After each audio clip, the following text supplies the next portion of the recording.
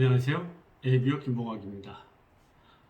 이번 주의 주제는 계속해서 커뮤니케이션인데요. 커뮤니케이션 가운데서도 커뮤니케이션의 효과성을 높이려면은 사람을 평가하거나 함부로 또 의견만을 이야기했을 때 오히려 대화의 노력이 더 큰 어떤 오해와 편견을 쌓고 관계를 더 멀리하게 되는 경우가 참 많습니다. 그래서 우리는 대화를 할 때 진솔한 대화를 해야 한다고 했는데요. 그 진솔한 대화의 핵심이 뭐냐면요. 사실을 이야기하는 겁니다. 사실을 이야기하는 건데 그 사실을 이야기하려면은 가급적이면 평가와 의견과 평가를 배제하고 잘 관찰된 이야기들을 하면은 쉽게 서로 공감할 수 있습니다. 사람들은 사실은 빠르게 받아들이고 이해하고 수용하는 힘이 있습니다. 물론 그가 너무나도 강력한 편견에 휩싸여 있다라면은 그걸 수용하는데 시간이 좀 걸릴 수 있지만, 그러나 그 편견을 이기기 위해서 의견을 가지고 함께 대립을 하거나 또는 말다툼을 하게 되면은 관계는 회복할 가능성이 더 없어지죠. 그러다 보니까 사람들은 대화를 피하게 되죠. 왜냐하면 대화를 하면 할수록 다투게 되고 불편하게 되고 불쾌하게 되고 참아야 되고 뭐 이런 감정들이, 불편한 감정들이 쌓이면은 그 사람과 관계를 계속하기 어렵고, 사랑하는 사람 사이에서도 이런 게 누적이 되어지면은 사랑이 식어버리는 그런 불행한 일이 벌어지게 됩니다. 그래서 우리는 정말로 효과적이고 서로 공감하는 대화, 서로의 이해를 돕는 대화를 하기 위해서는 평가보다는 관찰된 사실을 이야기하는 그런 노력들이 필요하죠. 자, 그런데 우리는 정말 놀랍게도 이런 세심한 관찰된 사실을 이야기하기가 참 쉽지 않습니다. 자, 제가 지금 몇 가지 사례를 가지고 이게 관찰인가 아니면 평가 또는 의견인가에 대해서 한번 구분을 해볼 건데요. 그 사람은 어제 이유 없이 화를 냈다. 이 말은 관찰일까요? 사실일까요? 관찰된 사실일까? 아니면은 나의 의견일까요? 그 사람은 어제 이유 없이 화를 냈다. 네, 이것은 나의 평가이고 의견입니다. 분명히 그 사람은 어떤 이유가 있었을 거예요. 그 사람은 내가 하는 어떤 말에 발끈 화를 냈는데 나는 그가 그 부분에서 어떻게 해서 그렇게 화를 내는지를 잘 모르겠다. 이게 이제 어떻게 보면은 사실인 것이죠. 내가 그 말을 할 때 당신이 발끈 화를 냈는데 그 부분에 대해서 어떻게 그렇게 화가 나는지 제가 잘 모르겠어요. 라고 당장 그렇게 그 상황에서 이야기를 했다라면은 그 사건은 더 깊은 이해로 들어가는 기회가 됐을 것입니다. 어제 우리 아들이 텔레비전을 보면서 손톱을 무릎 뜯는 것을 봤어요. 이건 뭐이죠? 사실일까요? 관찰된 사실일까요? 평가된 의견일까요? 이것은 관찰된 사실입니다. 있는 그대로의 모습을 잘 묘사한 것이죠. 네. 그녀는 정말 부지런해요. 어떠십니까? 관찰된 사실입니까? 아니면은 평가된 의견일까요? 네, 평가된 의견입니다. 그녀는 아침에 마다 25센트 라이드를 타고 스피닝을 하면서 운동으로 하루를 시작해요. 그런 걸 보니 참으로 자기 자신을 건강하게 자신을 잘 가꾸는 성실함이 보여요. 이것은 뭐예요? 네, 관찰된 사실을 이야기하는 것이죠.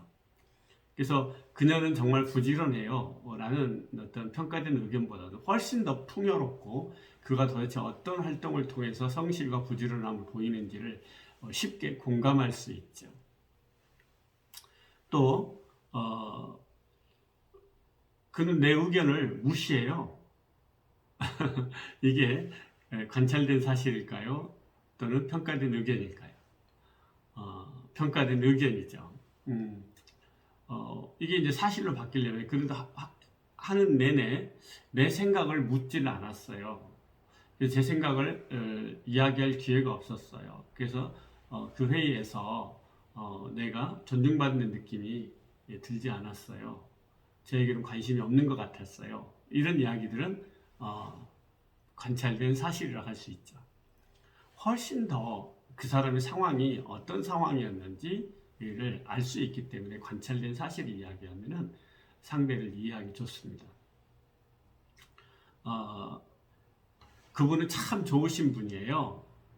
라는 말은 관찰된 사실일까요? 평가된 의견일까요? 네, 평가된 의견이죠. 어떻게 좋은지 잘 모르거든요. 그런데 그분은 나를 만날 때마다 늘 나를 지지해주고 공감해주시고 할 수 있다고 믿어주셨어요. 그래서 저는 그분을 만날 때마다 제가 용기가 나요. 저는 참 그분을 좋아하게 된답니다. 라고 말하면은 관찰된 사실이고, 여기에서 내가 그 사람을 왜 좋아하는지를 구체적으로 알 수 있기 때문에 훨씬 더 그 사람과의 대화가 내가 어째서 그분을 좋아하는지에 대한 공감대가 빠르게 수용되고 확산되고 이해될 수 있는 그런 것이죠. 또 이런 여러 가지 사례들이 있는데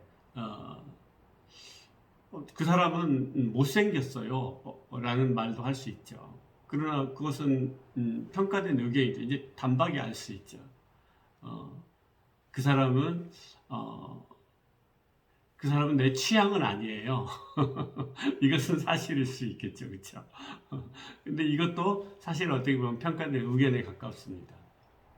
저는 그 사람이 좀 더 깔끔하고 또 세련되게 옷을 입을 수 있음에도 불구하고 함부로 옷을 입고 다니는 걸 볼 때마다 안타까움이 있어요. 라고 이야기를 하면은 좀 더 관찰된 사실을 이야기하는 것이 될 수 있겠습니다.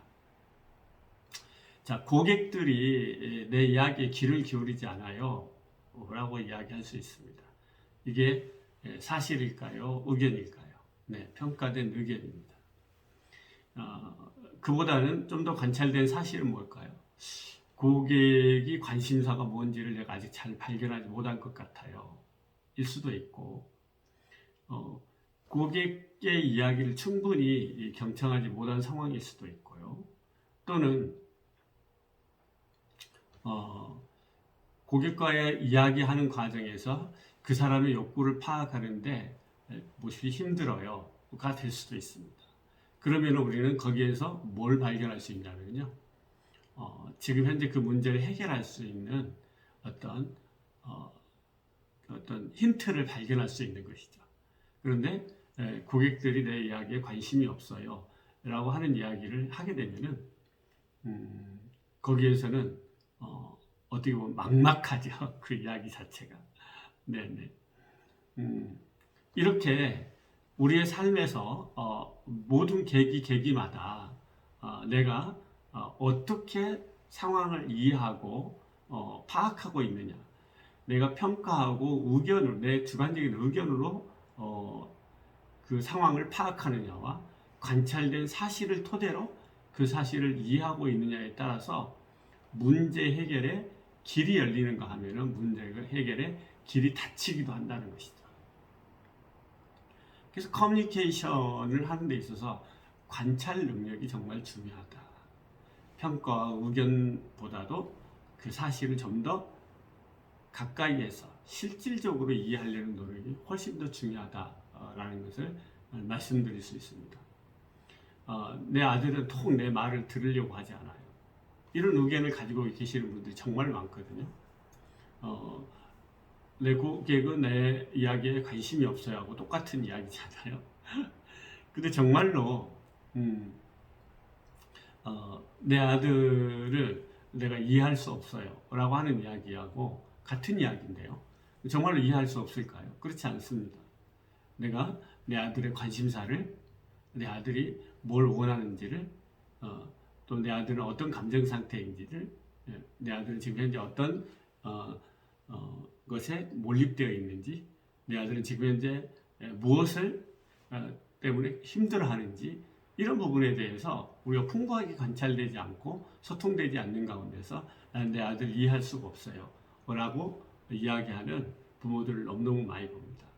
그러려면 어떻게 해야 될까요? 내 아들을 들여다보고 기다려주고 함께 있어주고 함께 웃어주고 함께 아파해주고 할 수 있는 그런 계기들을 차츰차츰 만들어 가다 보면은 어느 순간 아들은 자기의 문제를 엄마에게 아빠에게 다 털어놓고 이야기하는 순간이 온다는 것이죠.